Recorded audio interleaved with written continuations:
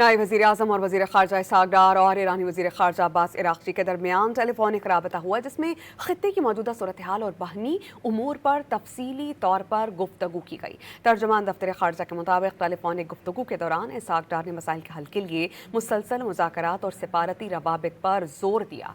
उन्होंने ख़ित्ते में अमन और इस्तेहकाम के लिए डायलॉग को नागुज़ीर करार दिया।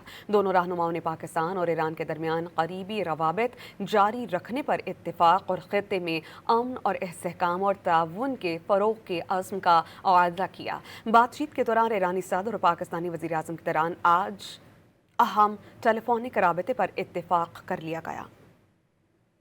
नायब वज़ीर आज़म और वज़ीर ख़ारजा इसहाक़ डार और ईरानी वज़ीर ख़ारजा अब्बास इराक़ची के दरमियान टेलीफोनिक राबता हुआ, जिसमें ख़ित्ते की मौजूदा सूरत हाल और बहनी उमूर पर तफसीली तौर पर गुफ्तगू की गई। तर्जुमान दफ्तर ख़ारजा के मुताबिक टेलीफोनिक गुफ्तगू के दौरान इसहाक़ डार ने मसाइल के हल के लिए मुसलसल मुज़ाकरात और सिफारती रवाबित पर जोर दिया।